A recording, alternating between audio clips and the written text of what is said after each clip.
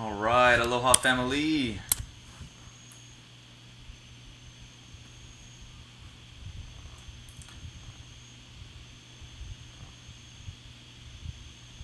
How's it going out there, everybody? Spencer-Mack here, sharing all of the best and most enjoyable aspects of life, as well as those trials and difficulties, in the quest to cultivate the ultimate state, to develop that ability within us to be at peace and in tune with the awe of creation. That free-flowing fluid, the zone as they call it. Today, I'd like to share along the lines of beginning, of resetting, because I myself feel I am at a point of reset. A lot changing in my life, shifting living situations, shifting jobs, and coming out of a difficult challenge health-wise, life-wise. And so a lot of new information has come my way and a lot of new responsibilities, freedom from old responsibilities. So it's necessary that I reset, start over in some ways. And I think it's important that we do this every once in a while, is to redefine what's valuable to us. And what I would like to speak on mainly today is the value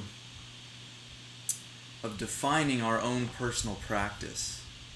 Certainly there are those who just love to freestyle and flow, but having those things that are most valuable to us defined and having their own place and time in our lives, in our days, so that we can act upon them consistently is key.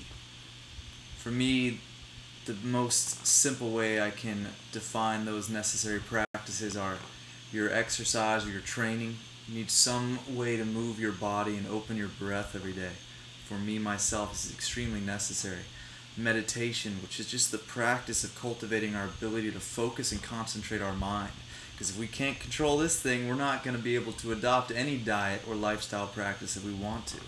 And the third is the dietary aspect, is being clear on what it is we are choosing to consume. Not just our foods, but the people we choose to hang out with and the information that we're studying. I am realizing more and more in myself the value of defining these things and the power of the word in particular to do that. So for me, I have recently added writing to my daily practice. Not just typing, but writing. In the Japanese martial art, the samurai, or actually I believe it was judo, not only would they practice the more yang approach of the physical strenuous exercise, but they would take up calligraphy so that they balanced the yin and the yang. They still cultivated a soft art. And for me, writing slows me down because I can only write so much at a time, and it helps me really define that which is most important. So I write every morning, read it, write again in the evening, read it in the morning, and update, define, redefine as I go along. And this practice helps just to bring my mind back to that which is most important to me. So establishing a protocol, but not making it too complex. I'd like to offer the idea of gradually adding practices over time. Starting with those things that are most foundational, and only starting with as many things as you can actually maintain. Because in formulating and adopting a practice, we are cultivating our willpower, our ability to stay consistent. And consistency is the only way to cultivate anything of value in this life. It takes consistent practice over long periods of time to really become great in any art, in even awareness and focus, in the art of being human. So if we make our practice overly complex, then we don't adhere to it. If it's too difficult for where we're at, then we fall off of it, and we may lose some faith in our ability to maintain a chosen practice. So there is an art to not biting off more than you can chew. Define something you can maintain.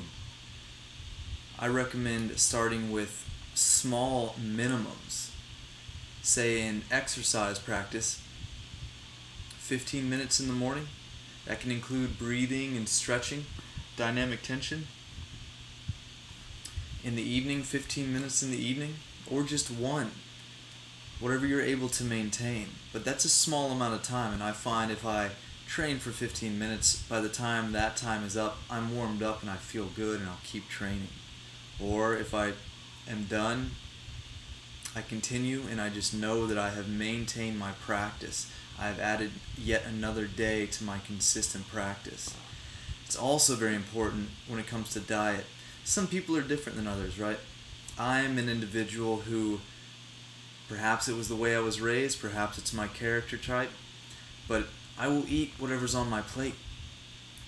And so for me, defining what it is I'm going to eat clearly and completely, knowing the totality of my meal, of what my food is, cuts off any option of me having some other snacks, because those things add up calorically, and not even if you don't care about calories, but just adding excess to your body. Unnecessary intake is going to harm your sleep, harm your recuperation, lower just the efficiency of your body. One of my really good friends, I just helped his parents pack up and get to the airport a couple days ago, and I hadn't seen them in 3 months. Both of them lost substantial weight in the last 3 months since I've seen them. His mother probably lost 90 pounds. She lost a good amount of weight, and when I asked them what they had been doing, they started this thing here on island called the 12-step program. And one of the main aspects that I really got from talking to them about that is that they have to define and pre-weigh out their food. And they have 3 pre-made meals for the day. And you don't snack in between. There's 1,000,001 different dietary patterns that could work to just get basic, solid health. And that right there helped them to know they're eating enough. They always have their food set up. And it just shuts off the option for excess food, no snacking. That, and they drop sugar, another huge effect there. So that was a very well and clear defined diet. For me, I am refining it and defining it as I'm getting deeper into just the nutritional aspects of diet. I'm learning a lot about the minerals because they've become very important to me. And so I've been formulating my own mineral blends and having some profound results with it. Now, being a farmer and cultivating land, one of the only things you bring in from the outside in order to really invigorate the growth of your plants is minerals. And on top of that, nitrogen. So basically proteins. When compared to a human, that's basically our minerals and our amino acids. And I think that's pretty profound because those are the necessary required nutrients. And so I've been in a process of learning about the proper ratios and defining what's necessary each day, just to simplify it to myself. I ultimately want to formulate something super simple that could ultimately be used to help people replete deficiencies, and hopefully it'll be financially obtainable by many, and just contain everything we really need to set the mind at ease, as opposed to just consuming and still being hungry because we're not actually reaching our nutritional desires. So personally, if you are all in to intermittent fasting or OMAD, I think it's important that you do define and clarify what you are eating and see where you stack up nutritionally speaking. Defining the amount of time you meditate, what time of day you meditate, is also very valuable and useful.